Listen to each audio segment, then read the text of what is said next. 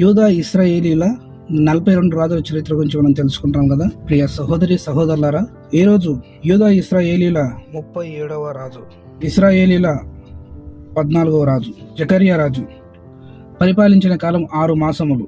మొదటిగా చూసినట్టయితే జకరియా. ఈ పేరు గల వారు బైబిల్ గ్రంథంలో పెక్కుమంది ఉన్నారు, చాలా మంది ఉన్నారు. వీరు యాజకులుగా, ప్రవక్తలుగా, రాజులుగా, సంగీత కళాకారులుగా ఉన్నారు. మనం బైబిల్ గ్రంథంలో చూసినట్లయితే 2వ రాజుల గ్రంథం 14వ అధ్యాయం 29వ వచనం ప్రకారం 2వ యెరోబాము కుమారుడు జకరియా కాగా, 2వ దినవృత్తాంతముల గ్రంథం 24వ అధ్యాయం 20వ వచనంలో యాజకుడైన యెహోయాద కుమారుడు జకరియా.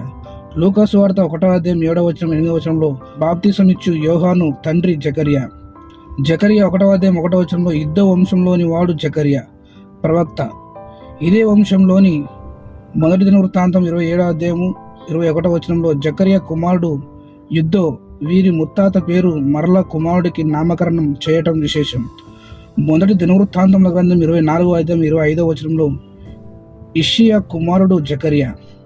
అలాగే సంగీత కళాకారులలో 2వ దినవృత్తాంతముల గ్రంథం 29వ అధ్యాయం 13వ వచనంలో ఆసాపు కుమారుడు జకరియా. మొదటి దినవృత్తాంతముల గ్రంథం 26వ అధ్యాయం 2వ వచనం నుండి 14వ వచనంలో షెలెమ్య కుమారుడు జకరియా. హోస కుమారుడు జకరియా. ఇతను ఆసాపు కుమారుడు కంటే మొదటివాడు. ఇతను కూడా ఆసాపు వంశమే. వీరు సంగీత కళాకారులు. నెహెమ్యా 8వ అధ్యాయం 4వ వచనంలో ధర్మశాస్త్ర ఉపదేశకుడు, శాస్త్రియకు ఎజ్రా గ్రంథం చదివే సమయంలో జకరియా ఎడమ పక్క నిలిచి ఉండేవాడు. నెహెమ్యా 11వ అధ్యాయం 4-5 వచనాలు, 11వ అధ్యాయం 12వ వచనం, 12వ అధ్యాయం 16వ వచనంలో చెరలోనున్న సమయంలో జకరియాలను మరికొందరిని చూడగలం. ఎజ్రా 10వ అధ్యాయం 26వ వచనంలో ఏలాము వంశంలో జకరియాను చూడగలం. ఏషయ్య 8వ అధ్యాయం 2వ వచనంలో ఎబేరా క్యాయు కుమారుడు జకరియా. రాజుల చరిత్రలో యెరోబాము కుమారుడుగా జకరియాను చూడగలం. ఇంతటితో యోహు వంశం వారసత్వ పరిపాలన ముగుస్తుంది. ఇంత గొప్ప పేరుగల జకరియా ఆధ్యాత్మిక అధోగతి వలన సతికిలపడినాడు. యెరోబాము తన కుమారుడికి గొప్ప పేరు పెట్టాడు, కానీ తర్వాత ఈ పేరుకు రూపురేఖలే చెదిరిపోయాయి. బైబిల్ గ్రంథంను ధ్యానిస్తూ ఉంటే మొత్తం జకర్యాలు 29 మంది ఉన్నట్లు బైబిల్ పండితుల అభిప్రాయం. రెండవది చూసినట్లయితే పరిపాలన. ఇశ్రాయేలు రాజైన జకరియా పూర్తి వివరాలు 2వ రాజుల గ్రంథం 15వ అధ్యాయం 8వ వచనం నుండి 12వ వచనం వరకు చూడగలం. తన పరిపాలన సోమ్రేనులో 6 నెలలు జరిగినది. ఇది దావీదు రాజు అంత్యకాల పరిపాలనను సూచిస్తుంది. 2వ సమూయేలు గ్రంథం 5వ అధ్యాయం 5వ వచనంలో దావీదు హెబ్రోన్లో 7 సంవత్సరాల 6 నెలలు పరిపాలించినట్లు చూడగలం. అనగా ఇదే 6 నెలలు జకరియా సోమ్రోనులో పరిపాలించినాడు. ఇదే కాలంలో రాజైన అజర్యాను చూడగలం. ఇతనిని 2వ దినవృత్తాంతముల గ్రంథం 26వ అధ్యాయం 3వ వచనంలో ఉజ్జియా అంటారు. ఇతను యూదాను 52 ఏండ్లు పరిపాలించి దేవుని మీద తిరగబడి కుష్టి వ్యాధితో మరణించాడు. జకరియా, ఉజ్జియా ఇద్దరు చెడ్డవారు, ఆధ్యాత్మిక కుంటివారు. ఈ జకరియా యోహు వంశం అయినప్పటికీ ఇశ్రాయేలు రాజైన మొదటి యెరోబాము పాపమును అనుసరిస్తూనే వచ్చాడు. ఇతని ద్వారానైనా యెహోవా దేవుడు ఇశ్రాయేలీలలో పాపమును తుడిచివేయాలనుకున్నాడు, కానీ అది సాధ్యపడలేదు. ఇంకొక సత్యం ఏమిటంటే యూదా రాజైన ఉజ్జియా కాలంలో 2వ దినవృత్తాంతముల గ్రంథం 26వ అధ్యాయం 5వ వచనంలో చెప్పబడినట్లు తెలివి కలిగిన జకరియా ఉన్నాడు. ఇతని మాటలు అంగీకరించినంత వరకు ఉజ్జియా దీవించబడినాడు. దీనిని బట్టి ఆలోచించినప్పుడు ఈ తెలివి కలిగిన జకరియా ఇశ్రాయేలు రాజైన జకరియా సమయంలో కూడా ఉండి ఉండవచ్చు. అయినప్పటికీ ఈ జకరియా మార్పు చెందకపోవటం ఎంతో విచారకరం. యోహు వంశంలోని జకరియా పరిపాలన చాలా తక్కువ కాలం. మూడవది హత్య. ఇది జకరియా కుటుంబమునకు కోతకాలం. ఇశ్రాయేలీయుల పాప ప్రతిఫలం గురించి హోషేయ 13వ అధ్యాయం 16వ వచనంలో ఇలా ప్రవచనం చెప్పబడింది.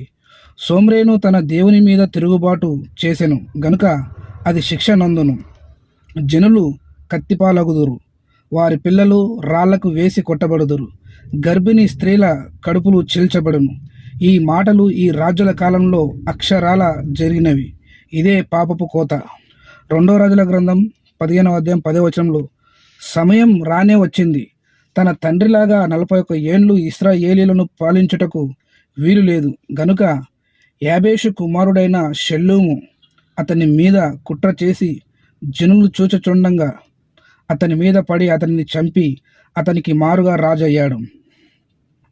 ఇక జకరియా కుటుంబం ఏమైంది? హోషేయ గ్రంథం 13వ అధ్యాయం 16వ వచనంలోని జవాబు చూడాలి. ఈ హత్యకు అనుమతించినది దేవుడే. ఆధ్యాత్మిక రంగంలో క్రైస్తవ బిడ్డలు ఒక విషయాన్ని ఖచ్చితంగా గుర్తుంచుకోవాలి. తెలిసి పాపం చేస్తే అందుకు గాను ఏమాత్రం క్షమాపణ లేదు. దీనికి జవాబు హెబ్రీ పత్రిక 10వ అధ్యాయం 26-27 వచనాలు. దీనికి గాను బైబిల్ గ్రంథం నుండి కూడా ఒక ఉదాహరణ తీసుకొనబడును. 4వ అధ్యాయం 33వ వచనం నుండి 36వ వచనం వరకు నెబుకద్నెజరు శిక్ష గురించి వ్రాయబడింది. దానియేలు 4వ అధ్యాయం 37వ వచనంలో రక్షింపబడిన నెబుకద్నెజరు దేవుని ఎలా స్తుతిస్తున్నాడో చూడగలం. అయితే ఈ సంగతి ఎరిగి కూడా దానియేలు గ్రంథం 5వ అధ్యాయంలో బెల్షజరు తన తండ్రి లాగా గుణపడక రాజును కదా నాకేమి తక్కువ అనే అహంకారంతో తోటి అధిపతులతో ఉపపత్నులతో కలిసి భయంకర పాపం చేయుట ద్వారా ఇక క్షమాపణకి అవకాశం లేక 5వ అధ్యాయం 3వ వచనంలో ఆ రాత్రి అందే రాజగు బెల్షజరు అతులాయను. 4వది ప్రేమ. హోషేయ 13వ అధ్యాయం 16వ వచనంలో దేవుని కోపాన్ని చూచాము. అలాగే యోహాను సువార్త 3వ అధ్యాయం 16వ వచనంలో మనందరికీ తెలిసిన చక్కటి వాక్యమును చూడగలం. 4 వాక్యములుగా లేక 4 ముక్కలుగా దేవుడు లోకమును ఎంతో ప్రేమించను.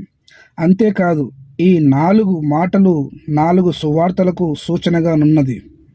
ఒక వ్యక్తి ఆధ్యాత్మికంగా కట్టబడాలి అంటే అపోస్తలుల కార్యాలు 2వ అధ్యాయం 42వ వచనంలోని అపోస్తలుల బోధ, సావాసము, రొట్టె విరుచుట, ప్రార్థన చేయుట, ఈ పద్ధతి ప్రతి మనిషికి ఆత్మీయ మందిరం. ఇది యేసుక్రీస్తు ప్రేమ ద్వారా కట్టిన ప్రేమ మందిరం. ఈ ప్రేమ ఆదిలోనే ఉన్నది, కానీ జకరియా దీనిని అనుభవించలేదు. యోహు కుటుంబంలో అభిషేకంను యెహోవా దేవుడు ఎంతగా ప్రేమించి అభిషేకించాడో మొదటి పాఠాలలో చదివినాము. కానీ ఈ కుటుంబ ప్రేమను వదిలిన కుటుంబం పాపమును వదలని కుటుంబం. అందువలన దేవుడు ఇశ్రాయేలు రాజులను ఎంతో అసహించుకున్నాడు. ఇక నుండి రాబోయే రాజుల చరిత్ర ఎంత గజిబిజి గందరగోళమే చూడగలం. ఈ లోకంలో ప్రేమ పక్షులు, ప్రేమ వ్యక్తులను చూడగలం. కానీ దేవుని రక్తం చేత కడగబడి ప్రేమ దాసులు కావాలి. వీరు క్రీస్తు రాజ్య వారసులు కావాలి. ఆమేన్.